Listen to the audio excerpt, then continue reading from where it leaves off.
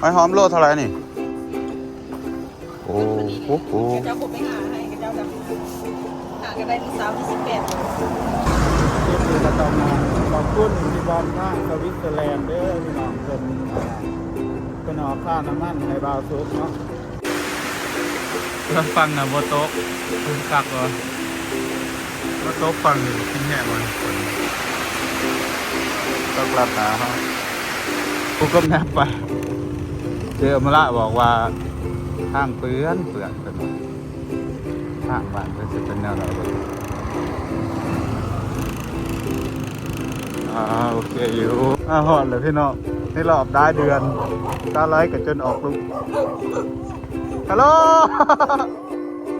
มากินมาพ้นติดโต๊ะข้ามกันแล้วหอดได้เลยเอายกอันนี้ออกว่าหันอันนี้ของฝากคนพี่น้องอันนี้ใส่กรอกไอ้ว่านย่างอยู่รสสุดท้ายปิ้งแล้วเอามาอุ่นใหม่เอามาอุ่นใหม่อันนี้ให้เราว่าอย่างหอยหอมเคยกินบ่เคยบ่เห็นแล้วพี่น้องโดนมายามกันเท่านึงคือเก่ายิ่งคือเก่าเป็นปีเราไปจะนั่งถ่ายคลิปลงข่อยมาตอนนั้นแมนตอนจะถือผ้า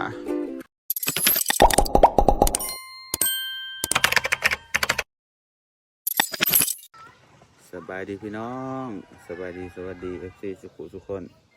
ยินดีต้อนรับเข้าสู่2บาวซุกคนดีๆด้วยพี่น้องตอนนี้บาวซุกสีผ้ามาไปฉีดยานะพี่น้องตื่นเช้ามามันบ่กินเขาเดี๋ยวจะเป็นส่งเงาๆนะก็เลยว่าสีผ้าไปฉีดยาทำหมอว่าอาจจะเป็นโรคลำไส้อักเสบนะเพราะว่ามันหาก6 เดือนประมาณ6 เดือนนี่แหละพอท่านหอดปี1นะมาตอนได้สิพาไปสักยาก่อนเดินทางไปสวรรค์เขตพี่น้องเดี๋ยวก็ก่อนส่งสาวอาไปไทยพี่น้องเลยแล้วเป็นมือสิไปเลยว่ามันมาแบบนี้คือมาสื่นแต่อ้าวตื่นขึ้นมาวันเสาร์นี่คือแบบเป็นง่อยๆพี่น้องก็เลยว่าสิพาไปสักยาแต่ก็มันสบายใจหน่อยเนาะอย่างมันเป็นตอนทำไปว่าเขาจะไปสวรรค์เขตพี่น้องมือนี่เดินทางไปร้ายมือนะหยาดมันบ่สบายหยาดมันมีคนผ่านไปฟิวันนี้ไว้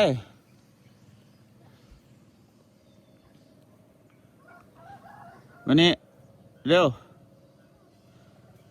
ฟิดูฟิเอาเลยกับผมว่าอมอนถ้ามันไปฉีดก่อนพี่น้องจะให้น้องอามพาไปนำกันไปฉีดไว้เนาะเพราะแต่แบบสบายใจแน่เดินทางไปไกลนะว่าปลาซุกไปไกลมากว่าเอ้าพี่เมย์โทรมาประมาณมันเป็นจังสันจังสีเรื่องแห่งบ่สบายใจคักเนาะพี่น้องกันหาซักยาไว้มันบ่เป็นได้ก็แล้วถามหมอแต่หมอว่าถ้ามันบ่เป็นลำไส้เนี่ยเขาซักยาบ่เป็นยังบ่หมอว่าบ่เป็นยังแล้วว่าซักได้อยู่แล้วว่าการไหวกับต้นลมก็ดีคือกันไปติ้วเขาแป๊บหนึ่งไปซักยาแต่กับมาชั่วแต่ใส่ชั่วประเดี๋ยวมาแต่มันขึ้นนี่ผมประจักษ์งานสวอมันขึ้นนึงไปใส่ฮะขึ้นนี้ไปเบียร์เนาะไปจับไม้เฮาตัวเฮาเสือพากันไปเอานี่จับนี่ไปก็ได้มันนี่จังขึ้นอามพาไปจังหน่อยดูเห็ดอันน่ะพี่ ยังคือสื่นเธอแบบมือสิผ้าไปคือมาสื่นวะตอนมังสาวนี่คือเงาคืออันนี้นี่ตอนน่ะเขาไปยังบ่น่ะนอนเฉยพี่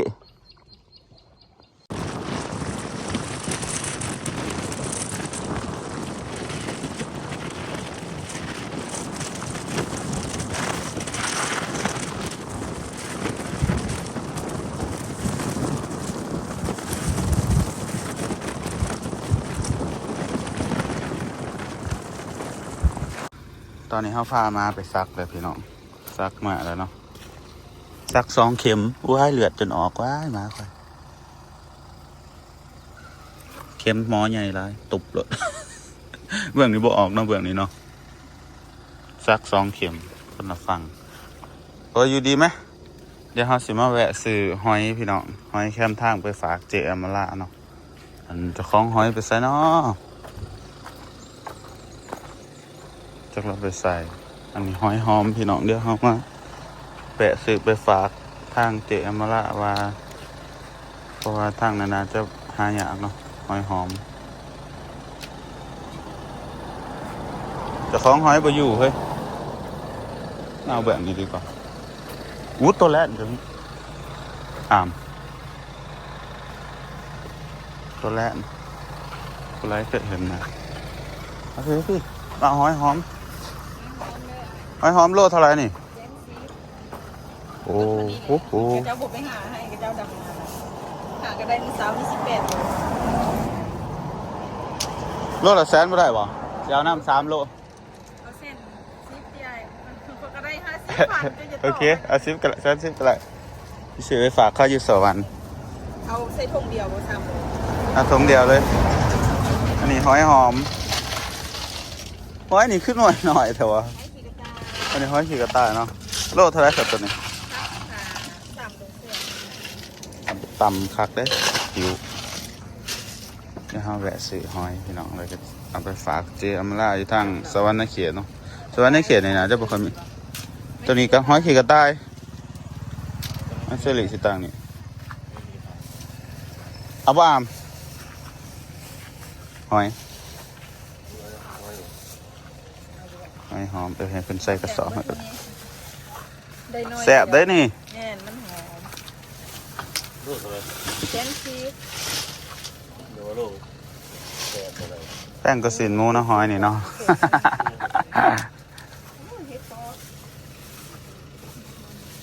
ฮอดบ้านเลยพี่น้องพามาไปหาหมอ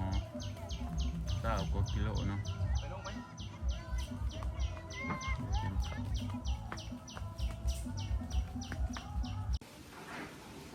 สบายดีพี่น้อง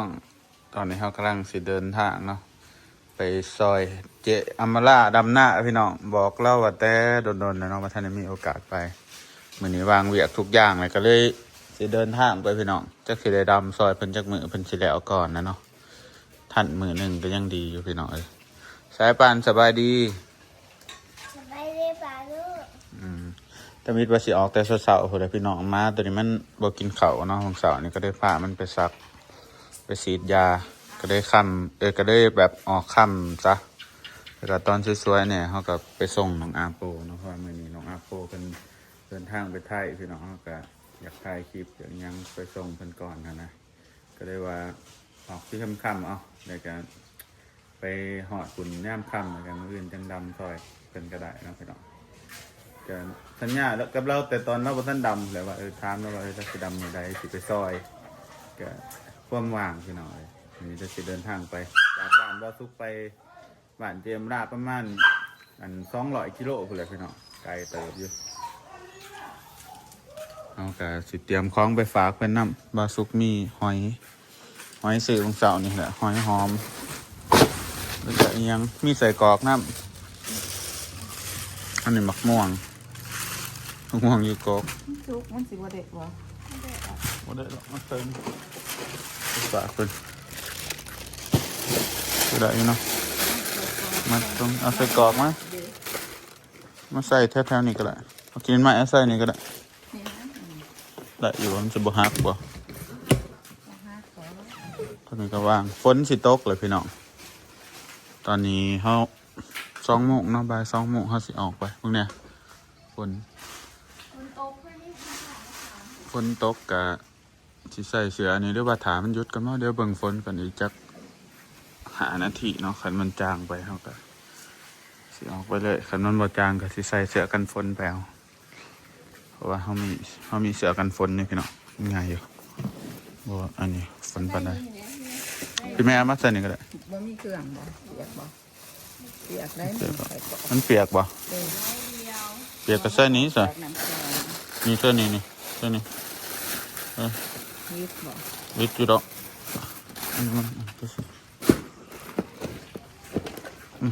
ม่วงซื่อ พี่น้องจังหน่อยฮะสิเดินทางก็ไปลำหน้าซะแล้วจนแล้วแหละคนนี้เนาะจักสิแล้วตอนไหนแล้วว่าเราเฮ็ด2 ธงแล้วหน้าอีกธงหนึ่งหันย่างมืออื่นก็แล้วก็อีกธงหนึ่งครับมันหนาบ่มีแล้วว่ะจนฝนตกมื้อแรกนี่ใครติวันที่10 ปลายบ่พอดีแล้ว10 ไปอุบลก่อนจังดำไปหาเทียนพรรษาเดินทางปลอดภัย ตอนนี้ฝนตกลัดทางพี่น้องเดี๋ยวเราถาฝนกันเนาะเบิ่งฝนกันว่ามันสิหวยบ่มันบ่หวยก็ไปตอนตกสิได้เลยใส่เสื้อกันฝนเอา อาจสิไปฝนพัดตกพี่น้องไปพี่น้องตอนนี้ฝนกายเฮาไปเลยเนาะแต่ว่ายังมืดอยู่แถวเบื้องหน้าเฮาสิขี่ไปเบื้องหน้าเนาะพี่น้องมันน่าจะว่าสุกหนาจะวิดฝนอยู่มั้งถามไปหาอันเติมน้ำมันที่2ไปเดินทางเดี๋ยวบ่เคยไปดำซอยเราจะเกลือพี่น้องเสียมาหลายก็เลยว่าว่างหั่นนะพี่น้องมันบ่ได้เฮ็ดหยังอยู่เพื่อนจ้ะแบบนอนอยู่ซื่อๆหน้าเฮาก็บ่ทันได้ดำกะยังสั่นอยู่พี่น้องก็เลยว่าไปหาดำซอยหมู่ไปหาลินบ้านหมู่ว่าซั่นซะแล้วมาก็สิไปแวะคำแสงแหน่ไปต่างประดิษฐ์ไปหาเฮ็ดคอนเทนต์ใหม่ๆพี่น้องอย่างสิมีคนเบิ่งแน่เนาะไปเดินทางเพื่อตาตี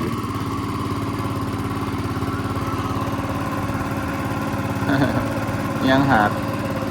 เดินเหนียขนาดนั้นเดินทางเดี๋ยวพี่น้องไม่ได้อยู่บ้านก็เถื่อธรรมดาชีวิตคนเฮาเนาะเป็นมุปรับเปลี่ยนไปตามอันการเวลามันก็อยู่ตลอดพี่น้อง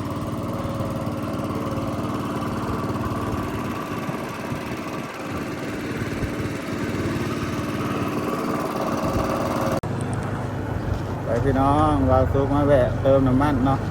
แล้วก็จะเดินทางต่อแล้วพี่น้องเติมน้ำมันอยู่ปตทแล้วก็กินกาแฟสักหน่อยเพราะว่ามันสิดับนี่อีกประมาณ90 กิโลเนาะหอดบ้านเจี๋ยวมาละ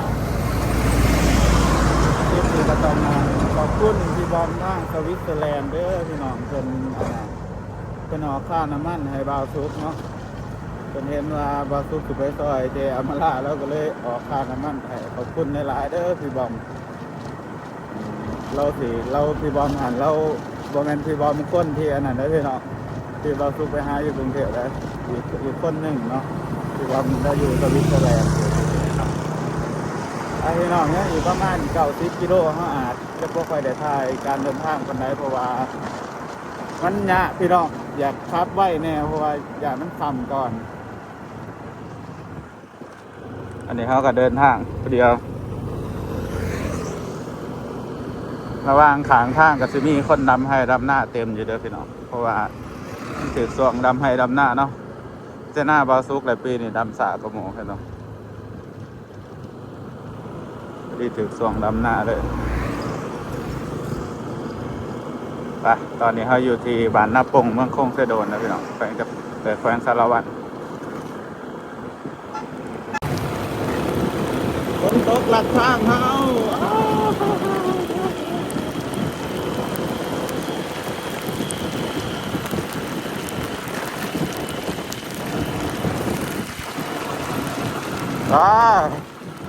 ดีวะ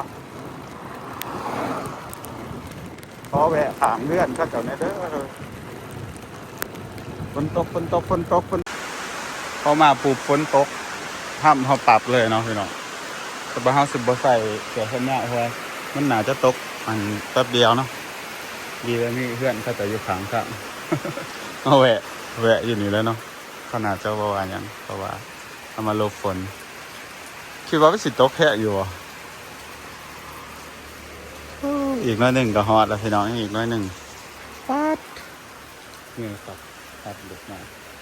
200 กิโลนะพี่น้องว่าสิถึงเงินปานเจอมาลาอยู่บ้านอย่างหน้าห้อยปังเมืองอุทุมพรแขวงสะวรรณเขตที่ว่าเมืองปากคลองบ้านปากคลองที่เมืองอุทุมพรนี่แหละเดี๋ยวขาคนดูเท่าสีเดินทางต่อเนาะมันอาจจะเป็นฝนแบบกายไปที่ ฟังนะโบโต๊ะกักเหรอโบโต๊ะฟังอยู่แห้งๆมันคนก็กลับหนาเขาตอนนี้ฝนเดือดแล้วเนาะเดี๋ยวเขาสิออกไปเลยพี่น้องเพราะว่ามันสีหอดทางเขาบางเสียงว่าเดือดต่อสีเสียงก็ต่อไปพี่น้องเดี๋ยวเดินทางกันต่ออีกสักหน่อยก็มาจะหอดแล้วเนาะตอนนี้เขาก็หอดเมืองสองข้อนแล้วพี่น้องเดี๋ยวเขาขอแกะหรือเขาว่างั้นว่าอยู่เมืองอุทุมพรบ่แม่นเด้อพี่น้อง เมืองสองข้อนลืมเนาะอันนี้ก็จะเป็นตัวเมืองสองข้อนเลยพี่น้องทางบอกเลยว่าขุมอุ้มลุมหออุ้มลุมเลยแล้วเจ้าเป็นตัวเมืองใหญ่เติบแล้วพี่น้องเด้อไปเดี๋ยวสิพาไปเบิ่งทางเขาบ้านเจมราคือคนละทางบ้านนี้แหละว่าสุกลืมหรอกเดี๋ยวสิจับGoogle Mapไป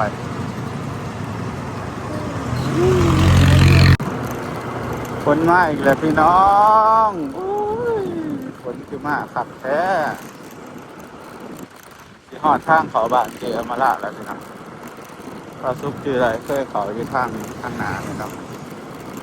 นี่อยู่แล้วทางเขาบ้านเจมาละเดี๋ยวเขาไปเขาห้องน้ำก็พี่น้องเพราะว่ามันมีปตทอยู่ข้างหน้าเลยแต่คือเขาไปจะโทรหาเราก่อนว่าขอกันไปไอโซ่ไอ้บ้านเจมาล่านี่ออกมาแต่ฝุ่นกับมีอเมซอนเหรอแวะอินเขาพี่น้องเขาเสาบริกินเปล่าลุงเสาตื่นมากก็เอามาไปซักเลยครับมาแต่ไหนก็ส่งไปส่งของอาเนาะส่งของอาแล้วก็เปล่ามาเก็บเครื่องเก็บของอาบน้ำแล้วก็มาเลยแต่ว่าจิ้วเขาแห้งมันกินอยู่แล้วกัน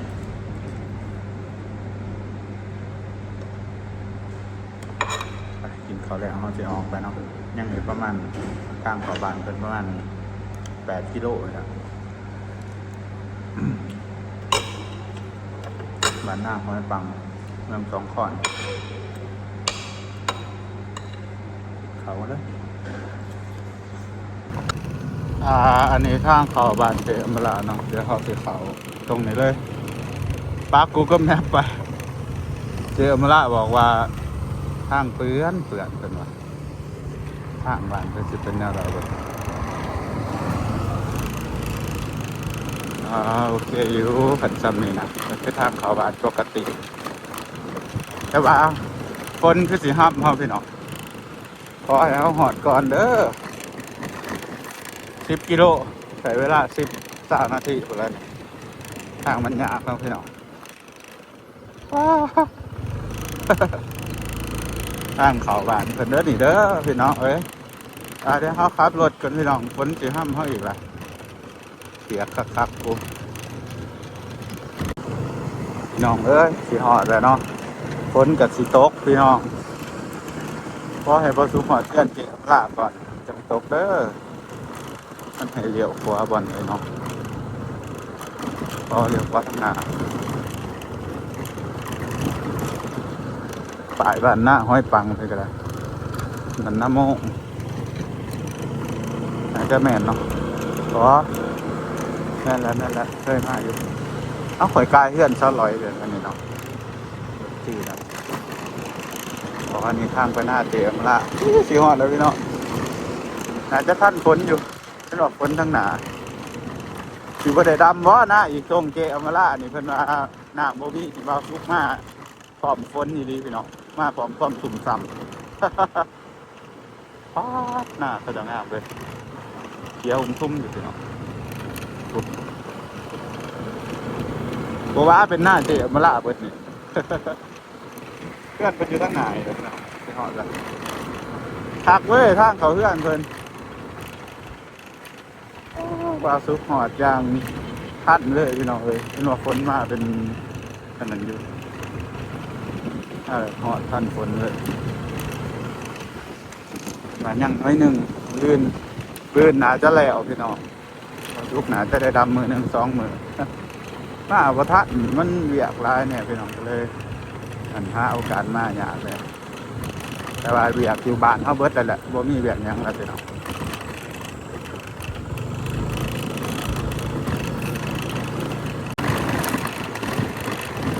แม่นละบ่นี่แม่นเลยฮอดเลยพี่น้องอันนี้บ้านเจอมาละเนาะที่ขึ้นมาขนาดหน้าละบ่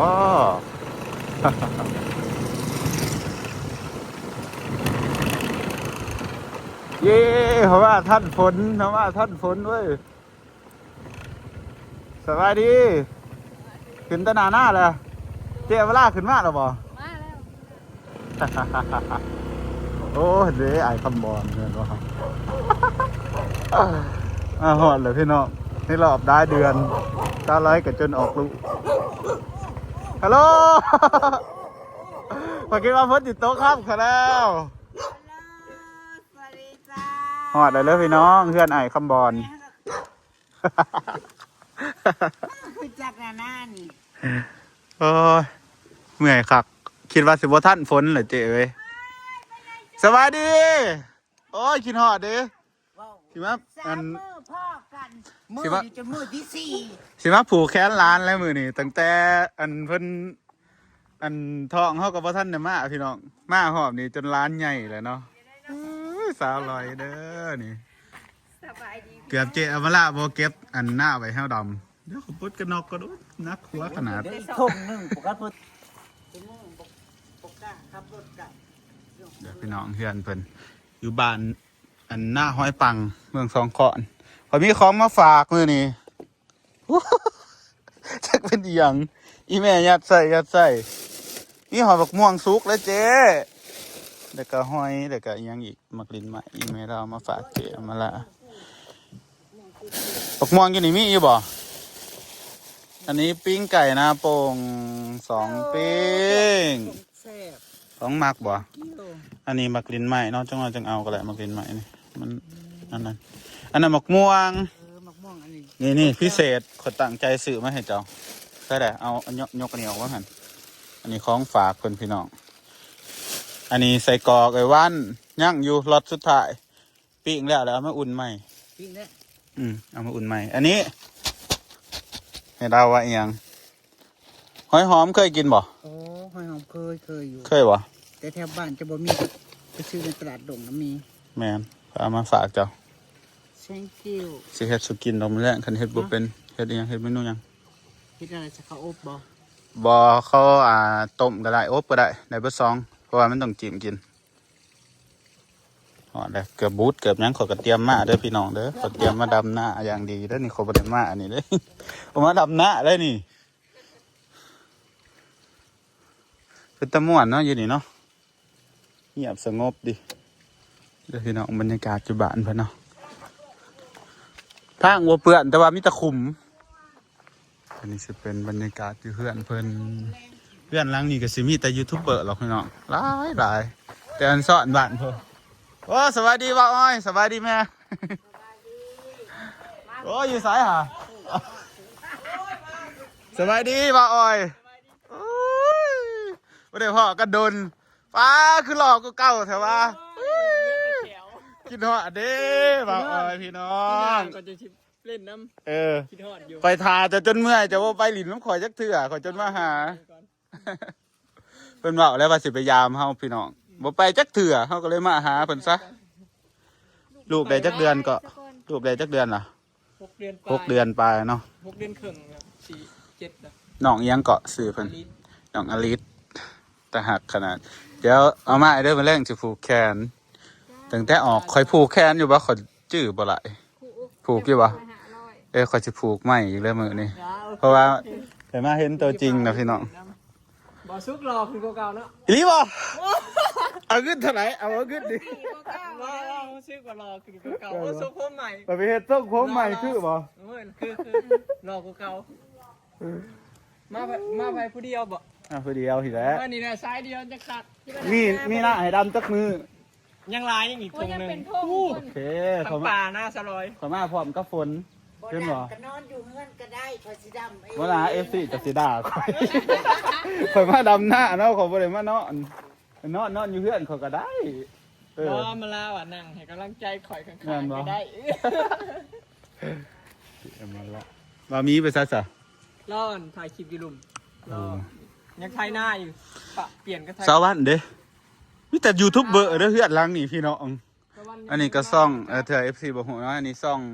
เจอมลากากีอันนี้ซ่องสาวร้อยอินดี้อันนี้ซ่องอะไร ช่อง กัน ช่อง สวัสดีสองคอ